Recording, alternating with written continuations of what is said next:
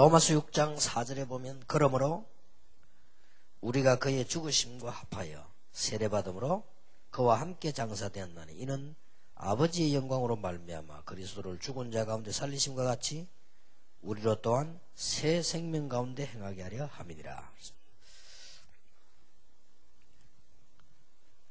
두 강의를 하겠습니다. 이제 예수 믿고 구원받았다는 것은 간단한 얘기가 아니기 때문에요.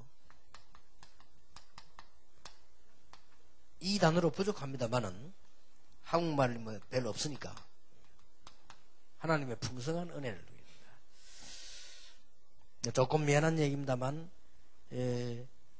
함부로 할 수 있는 얘기는 아니지만 제가 지구상에 나타나 있는 다는 아니고 전도훈련을 시키는 교재 CCC라든지 내비게이터를 비롯해서 UBF 많은 책들 좋은 책들이 많이 있는데 그 책을 보면서 많은 참 도움을 받았다 이렇게 볼 수 있겠고요.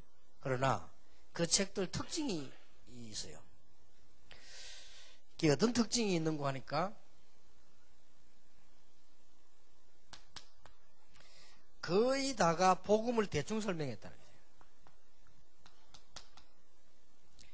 교인들이 복음을 충분히 이해하지 않도록 다 매달려져 있어요. 그리고 이게 첫 번째 특징이고요. 두 번째로 보면은 복음이 이해 안 된 상태에서 막바로 삶 쪽으로 들어가는 내용이 많아요. 그러면서 특징이 보니까 세 번째로는 뭔가 모르게 자기 단체 유지하려고 하는 이런 감이 내게 왔다고. 다 책마다 다 보면은 책을 구성은 하긴 했는데 복음은 기초로 다 이렇게 넣어놓고 그리고 대충 뛰어 넘어갑니다. 다 넘어가면서 제일 많이 차지하고 있는 게 3부분이고요. 그러면서 이게 책 구성이라든지 이렇게 보면 거의 다가 자기 단체 유지하려고 하는 이거는 뭐 정당한 특권입니다만은 이제 문제는 어디에 있는 거 하니까 여기에 대한 충분한 이해가 안 되는 거예요.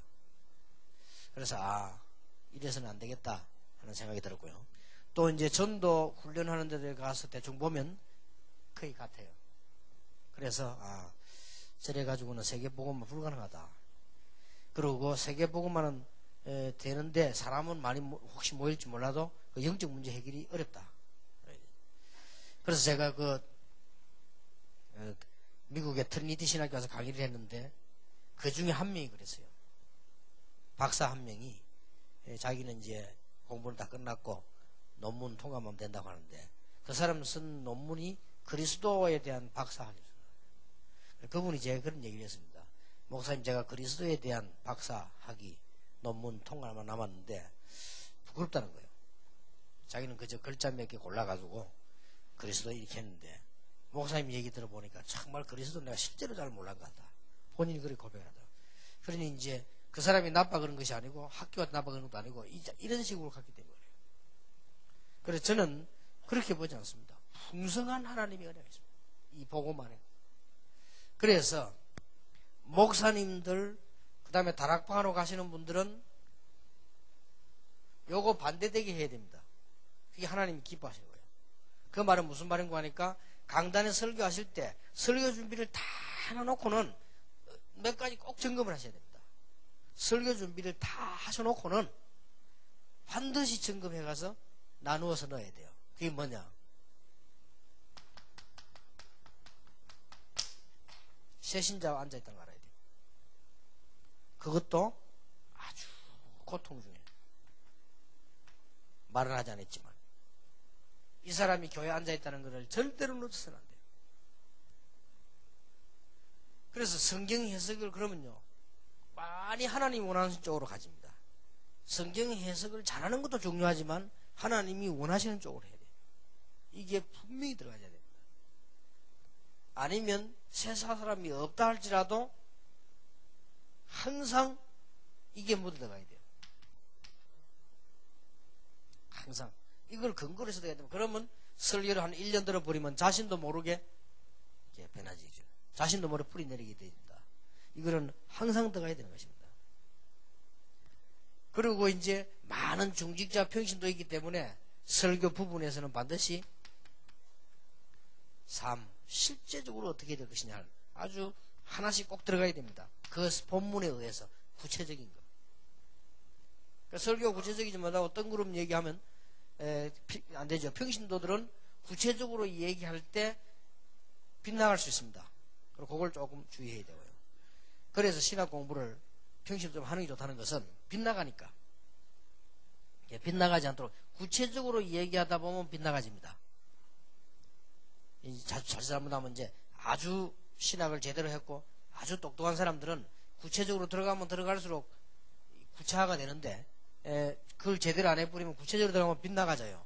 그래서 평신도들은 요걸 조금 주의해야 되고 안 그러면 이제 강단의 목사님들은 얘기 들어도 이렇게 하면 좋고요. 지금 이제 예를 들자면 우리 다락방에는 사역자들이 많이 뛰잖아요. 많이 뛰면 은혜 받은 걸 얘기하다 보면 구체적으로 얘기해지게 되지요. 구체적으로 얘기하다 보면 내가 모르고 일부러 그런 게 아니고 모르고 완전 빗나간 얘기를 할 수 있습니다. 뭐 예를 들면 떠돌아다니는 소리 가운데 뭐 이 틀린 얘기 많이 있더라고요. 뭐 예를 들어서 어린 아이가 배 속에서 부모님이 예수 영접하면 구원받았다 하다든지 뭐 이런 얘기. 이제 그건 이제 빗나간 얘기죠. 그리고 뭐 구원받으면 아기 낳을 때 안 아프다 뭐 이런 거 이런 얘기라든지 그럴 수도 있겠죠. 그럴 수도 있겠는데 그걸 마치 어떤 신학의 어떤 흐름처럼 이렇게 얘기하면 곤란합니다. 그렇게 또 이제 전문사역 하는 데서도 보면은 오늘 점심때 좀 뭐 얘기하겠습니다만 전문사역이 전문적인 얘기 하다 보니 그게 다인 것처럼 뭐 이렇게 얘기할 수 있습니다. 그런 부분은 극히 주의해야 됩니다. 그래서 이제 저는 분명히 재영접이라는 단어 안 썼는데 재영접이라는 말이 나올 정도로요. 이게 자꾸 그렇게 구체적으로 하다 보니 그래요. 구체적으로 예수 모르는 사람이 많고 영접 안 하고 예수 안 믿는 사람도 많단 말이에요. 그러다 보니 그걸 말을 하다 보니 바깥에서는 재영접이라고 공격할 수 있죠. 그러니까 이제 그런 건 아닌데 이런 부분들. 그러나 메시지에서 가능하면 삶은 구체적인 걸 집어줘야 된다. 그래서 문제적으로 이렇게 하는 게 좋습니다. 이게 이것들 구체적으로 찝다 보니까 그런 겁니다. 제가 볼 때는 지금 시중에 나오는 모든 성경 교재가 다 이래요. 구체적으로 보면. 그러니까 그 사람들을 실제로 변화시킬 수 없고 여기서 어떤 문제가 따라오는 거니까 이걸 볼 때요. 복음이 덜 돼 있고 수준 높은 사람이 볼 때는 별로 안 맞는 거예요. 왜냐면 이거 안 해도 자기 그만 수준이 되는데요. 뭐 심지어 만약 여기다 강조점을 좀 교회 안 가도 돼요. 뭐 수준이 이거 되는데요. 뭐 삶. 그러나 이제 더 문제는 복음 제도로 이해 안 되는 사람 이거 얘기하니까 혼란이 와요. 그래서 이걸 뿌리내리고 이 속에서 이게 나와야 된다. 그래 이 속에서 이 응답으로 따라와야 되지 이 부분을 그러려고 하면 메시지를 항상 이렇게 해야 돼요. 그러면서 언제든지 설교 속에서는요 미래와 비전의 희망을 심어주고 들어가야 됩니다. 희망만 심어주는 설교하면 안 돼요. 이건 언제든지 하나로 들어가야 되는 경우. 그래서 제 같은 경우는 메시지로 갔을 때 가능하면 원리에 뭐 있는 거 아니지만 하나님이 원하시는 것은 서론에서는 중요한 거 아니니까 본론이 중요하니까 서론에서는 가능하면은 구체적인 뭐 문제를 집어드립니다. 이렇게 이런 문제들. 그러면 거기에 대한 답으로 말씀을 본론을 내놓고 그러면서 본론은 완전 복음 속에서 이렇게 되는 그 다음에 이 결론 쪽에 좀 비전을 주죠. 이런 식으로 옛날에 가서 했습니다. 현장에서 그렇게 하니까 쉽게 전달이 되고 새 가족들도 쉽게 은혜를 받고 그렇게 했단 말이에요.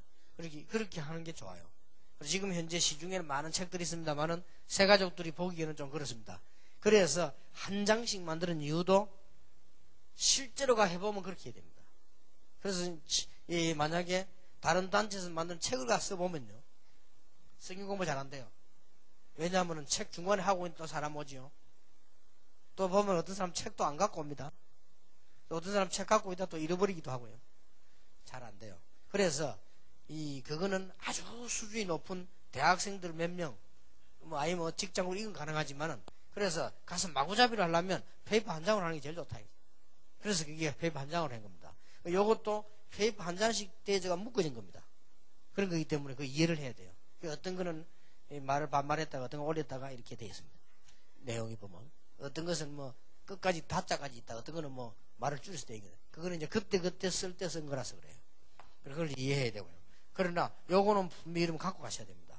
언제든지 여러분 현장에 복음이 필요한 세 가지가 있다는 걸 알아야 돼요. 고통당하는 사람. 그리고 우리는 그것만 있는 것이 아니고 언제든지 비전도 희망도 심어야 된다는 말이에요. 그래 그러면서 이게 구체적인 삶이 이렇게 나와줘야 됩니다. 자, 하나님의 은혜가 얼마나 풍성합니까? 이게 로마서 16장 1절에서 14절. 이 풍성한 은혜를 어떻게 체험을 해야 되겠습니까? 이 체험에 누구를 끄집어내 놓으면 다윗입니다. 시편 37편 1절에서 9절. 그 다음에 이 풍성한 은혜를 지속하는 겁니다. 여기는 바울이라는 사람을 선택을 해서 갈라디아서가 아니고 데살로니가전서지요. 데살로니가전서 5장 12절에서 22절을 선택해서 이런 그 축복을 알게 만들어야 되죠. 자, 풍성한 은혜는 어떤 것입니까? 로마서 16장 4절에 보면 그의 죽으심과 부활에 참여하는, 쉽게 말하면 세례가 뭐냐? 예수 그리스도의 죽으심과 부활에 참여하는 것이다. 이렇게 시작이 되었어요. 더 중요한 것은 물세례도 중요하지만 실제로 성령 세례 중요합니다. 어떤 면에서는 물세례 안 받은 사람은 구원받을 수 있으나 이거 못 받은 사람은 구원받을 수 없죠. 이 세례 받았다는 증거로 물세례 받죠. 그래서 이런 중요한 의미입니다. 그래서 이 세례라고 하는 말은 이걸 전제로 둔 말입니다. 이런 강조되어야 됩니다. 학습 받은 사람 구원 못 받냐? 아무 상관없죠. 이 성령 세례 받은 사람, 부활에 참여된 사람, 그리스도의 죽음과 부활에 참여된 걸 말해요. 이거는 어마어마한 겁니다. 왜 예수님께서 십자가에 죽으셔야만 하는가? 그 문제만이 인생 문제를 해결할 수 있다. 왜 예수님이 부활하셔야 되느냐? 그래서야만이 그리스도단 말이에요. 이 축복에 우리가 참여됐다. 끝입니다. 굉장하죠. 그래서 우리는 자꾸 껍데기 가지고 많이 하는데 이 세례 말이에요. 예수 그리스도의 죽으심과 부활에 참여된 것이다. 이 축복을 받았어요. 그리고 그 은혜가 얼마나 큰지 모르지요. 풍성한 은혜를 누릴 수 있는 근거 반복됩니다만은 3절에 죽으심, 5절에 보니까 부활, 더 중요한 말이 나왔습니다. 근거 6절에서 우리는 이제 죄와 사단에게 종노릇 할 필요가 없다. 이거 매도 답니다. 여기 다 들어있어요. 운명 끝났어요. 여러분의 과거 끝났어요. 실제로 끝났다니까 속지 말. 그래 속지 말라고 지금 쓰는 거예요. 저주 끝났어요. 특히 사단의 건세에서는 완전히 끝났어요. 앞으로 가야 될 지옥 건세 끝났습니다. 그래서 부활과 죽으심에 참여하는 세례를 받았다. 왜 침례교 출신도 계십니다만은 침례교는 굳이 물에 빠뜨려야 된다 라고 말합니다. 그거는 이겁니다. 물세례인데 물세례는 안 받아도 구원받습니다. 그렇잖아요. 우리 좀 정확하게 해야지 자꾸 너무 별로 안 중요한 거를 그렇게 막 크게 만들어서 열심히 할 필요는 없습니다. 중요한 거를 잘해야 되죠. 너무 강조하면 혹시 저 사람들 성경 잘못 알고 있는 사람으로 오해받습니다. 물에 빠뜨리나 뿌리나 안 하나 똑같아요. 굳이 세례받을 수 있나 안 받겠다 하고 할 필요는 없지만은 굳이 한쪽 강도가 당신은 참 죄도 없이 우리는 마땅히 죄를 지었지만 그래서 네 소원이 뭐냐? 내 주님과 함께 낙원에 이르기를 원합니다. 예수님 그래 네 오늘 나와 함께 낙원에 이르리라 그러잖아요. 그래도 세례라도 받아야 안 되겠나? 침례교 말하면 어디 다시 십자가씩 내려서 물에 들어가야 돼. 특별 부탁해가지고 이왕 죽는 거 한번 봐달라 해가지고 우리가 물속에 한번 들어갔다 나오겠다고. 그리고 강에 한번 들어갔다 나와야 돼요. 굳이 그럴 필요 있습니까? 아니면 뭐 그릇 떠서 물밥 한번 튕기기라도 해야 되는데 그럴 필요 있습니까? 너와 내가 오늘 하게 낙원에 이르리라. 사실은 이거는 이 증거지. 이거는 물세례라는 건 없어도 되는 거예요. 문제는 이거란 말이에요. 성령 세례. 예수님의 죽으심과 부활에 참여하는데 그게 꼭 그렇게 될 근거가 뭐냐? 모든 종로에서 해방되어 버렸다. 얼마나 풍성한 축복인지 모르죠. 그리고 문제는 16절입니다. 그냥이 아니고 어느 정도인가 하니까 전에는 죄와 사단의 종로로 됐는데 이제는 뭡니까? 의의 종이 됐다. 사람은 누구의 종이냐에 따라서 달라집니다. 그래서 우리는 당연히 어떤 축복을 받습니까? 이제는 노력을 하는데 옛날의 노력하고 다릅니다. 당연히 어떤 노력이냐? 이제는 죄가 사단이 우리를 왕노릇하지 못하게 하는 것이고 우리가 이제 의의 병기로 쓰임받게 되는 것이다. 여러분 이제 의의 병기입니다. 가는 곳마다 여러분 흑암이 무너지고 말이요. 당연한 축복이요. 이런 풍성한 은혜 우리에게 있습니다. 자, 이것을 가장 축복한 사람이, 축복 체험한 사람이 신약에는 바울이고 구약에는 다윗입니다. 인물 둘을 들었단 말이에요. 잘 들었죠? 구약에서는 다윗이고 신약에서는 바울이요. 여러분 잘 아시지 않습니까? 다윗의 생애를 잘 아시죠? 정말 체험에 은혜 받은 사람이죠. 그래서 여러분 아시다시피 다윗의 생애를 조금 나눌 때 어릴 때 청년 시절에 말이 쭉쭉 이렇게 나오죠. 말 안 해도 아실 거 아닙니까? 그거를 시편 37편 1절에서 9절 다윗의 체험들 가운데 다윗이 이렇게 말했어요. 신앙의 적 불평을 어떻게 해야 되는가? 1절에요. 너희는 불평하지 말고 투기하지 말지니라. 우리가 하나님의 축복을 체험하는데 적이 있어요. 2절 이유까지 나왔습니다. 그 세상들이 말하는 자랑과 이런 투기 전부 풀과 같이 지나가는 것이다. 예, 다윗의 고백입니다. 시편 37편은 다윗의 고백이요. 그 다음에 3절 4절에는 이렇게 나왔습니다. 3절은 성실이죠. 믿음. 성실로 식물을 삼아라. 다윗이 고백한 이 풍성한 은혜는 태도입니다. 그 이유 4절에는 뭐라고 되어 있습니까? 여호와를 기뻐하라. 저가 네 마음의 소원을 이루어 주시리라. 그 태도가 나왔죠. 그 다음에 다윗이 은혜 받게 됐는데 우리의 장래는 어떻게 하느냐 걱정되지죠. 5절에 보면 너희의 길을 여호와께 맡기라. 저를 의지하면 저가 이루리라. 6절에 그 이유는 너를 빛같이 나타나게 할 것이다. 그 다음에 행악자들에 대해서는 어떡합니까? 원수들이 많잖아요. 거기에 대해서 그 7절, 8절, 9절에 맞지요. 잠잠하고 기다리라. 원수에 대해서는요. 잠잠하고 기다리라. 7절에 그랬습니다. 8절에 뭐라고 되어 있습니까? 분과 노를 버리라. 9절에는 행악자는 반드시 끊어지게 되고 여호와를 기대하는 자는 땅을 차지하게 될 것이다. 시편 37편에서 다윗의 그 하나님의 풍성한 은혜의 방법이 나왔다니까요. 자, 다윗은 어떤 사람입니까? 사무엘상 16장 13절에 보니까 어릴 때에 성령 충만함 받았죠. 23절에 다윗이 찬양하기만 하면 악령이 떠나가기도 했습니다. 시편 78편 70절 72절에 다윗은 벌써 어릴 때 이 하나님의 은혜를 받은 사람이요. 그러면서 사무엘상 17장 1절 47절에 보면 골리앗을 완전히 꺾었습니다.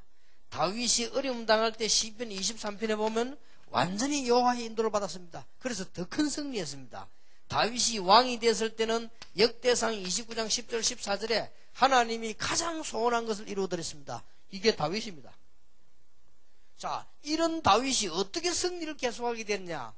우리의 신앙에 가장 방해되는 것은 원수가 아니다. 내 신앙에 가장 방해되는 것은 남편도 아내도 아니다. 내 자신이다. 그래서 불평하거나 다른 사람 문제 때문에 투기 시기하지 마라. 다윗이 한 말이요. 그렇게 창고해 볼 필요가 있죠. 그러면 이런 축복은 우리의 태도는 뭡니까? 믿음과 성실을 식물로 삼아라. 먹는 음식처럼 말이요.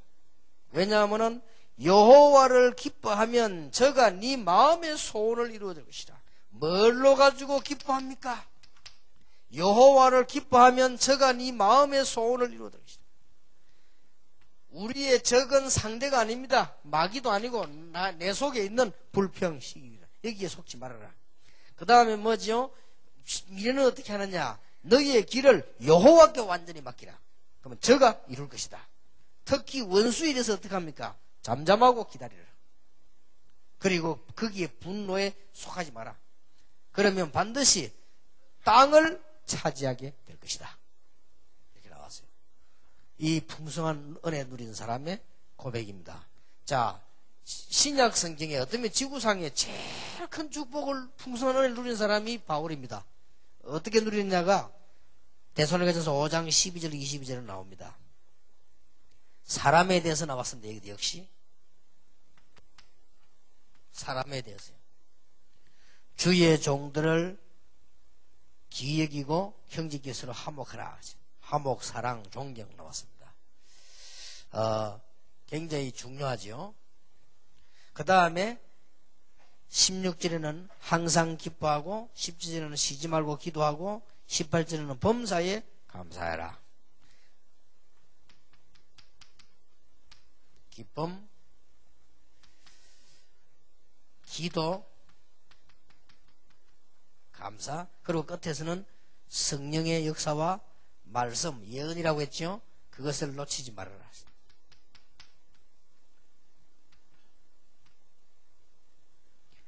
이 사람은 못 말립니다. 여기에 한 단어로 말하자면 항상 할 것 5가지. 못 말립니다. 하나님의 풍성한 은혜 누릴 수 있고 또 받았고요. 여러분이 세계를 정복하는데 간단한 방법, 항상 할 것 5가지 있습니다. 하나님의 사람을 귀히 여기라. 평신도든 선교사든 교역자든 하나님의 사람을 귀히 여기라. 하나님의 사람을 귀히 여기는 마음이 진심은 없단 말은 많이 못 깨달았다는 말이에요. 귀히 여기라. 그 다음에 항상 해야 될 거, 구원받았으니까 항상 해야 될 게 뭐죠? 기뻐해라. 항상 할 거 뭡니까? 쉬지 말고 기도해라. 이거는요, 못 말리는 사람이요. 항상 할 거, 범사에 감사해라. 감사하다는데 뭐. 넘어져 다쳐도 감사하다고 할 말이 없죠. 안 죽어서 감사합니다. 그 다음에 항상 할 거, 말씀 놓치지 마라. 예언을 멸시지 말고 성령을 소멸하지 마라. 이거는 항상 할 겁니다. 자, 요 말을 바꾸어서 설명해 줘야 돼요. 사단이 여러분을 흔들 것인데 어떤 방법으로 흔드느냐? 사람을 통해서 갈등한다. 그럼 속으면 안 되지요. 또 여러분이 항상 기뻐하고 쉬지 말고 기도하고 범사에 감사하라. 요것만 돼 있으면 어떤 적도 여러분을 공격할 수가 없습니다. 그리고 말씀 항상 다 붙잡고 바울이 고백한 거예요. 최고의 학자였습니다마는 최고로 복음 전하는 전도자로 바뀐 바울이 한 말입니다. 바울이 하나님께로부터 받은 은혜란 말이에요. 하나님의 풍성한 은혜를 누리는 방법. 이런 어마어마한 축복을 계속 누릴 수 있는 방법. 그러니 굉장히 중요하죠. 말하자면은 지속할 수 있는 방법. 이 답을 주신 것입니다. 굉장히 참 중요합니다.